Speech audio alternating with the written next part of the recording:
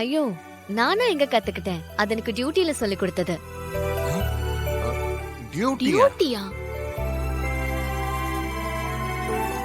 நீங்க என்ன எதை மாதிரி பத்தி டியூட்டிய சொல்றீங்க? சொல்றீங்க? அ- அது டியூட்டினா நமக்கு வேண்டியவங்க டேஞ்சர்ல இருக்கும்போது காப்பாத்த வேண்டியது நம்ம கடமை இல்லையா? அந்த டியூட்டி. அந்த கடமெல்லாம் சரிதான். நீங்க எங்களை காப்பாத்துனது சந்தோஷமா இருக்கு.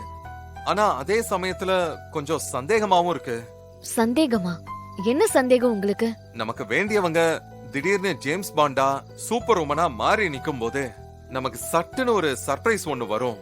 கூடவே சந்தேகமும் சேர்ந்து வரும்.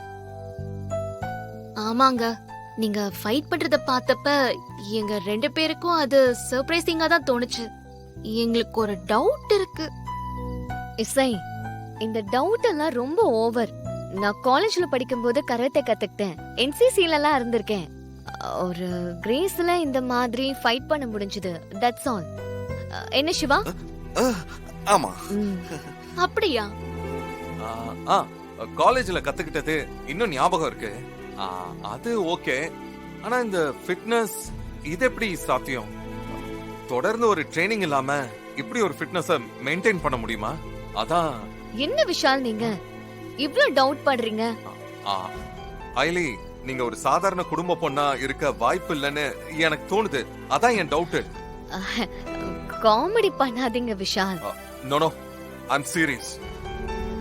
நீங்க ஏதோ ஒரு டெரரிஸ்ட் மூமெண்ட்ல இருப்பீங்களோன்னு எனக்கு தோணுது. Something fishy in your attitude.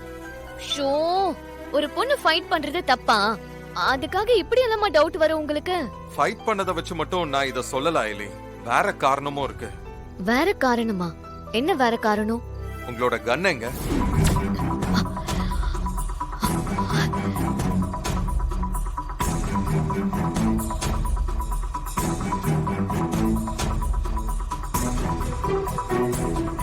See, நான் கேட்ட உடனே உங்க கன் எங்கன்னு தொட்டு பாக்குறீங்கல்ல?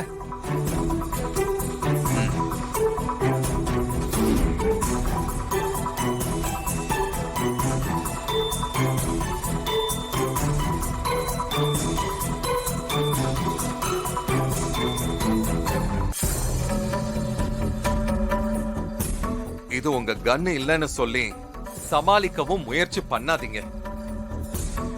நீங்க ஃபைட் பண்ணும்போது இது கீழே விழுந்ததை நீங்க கவனிக்கவே இல்ல. ஆனா நான் இதை எடுத்து வச்சேன்.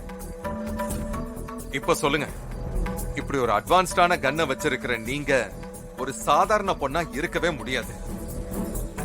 நீங்க யாரு சொல்லுங்க, அதான் நல்லது.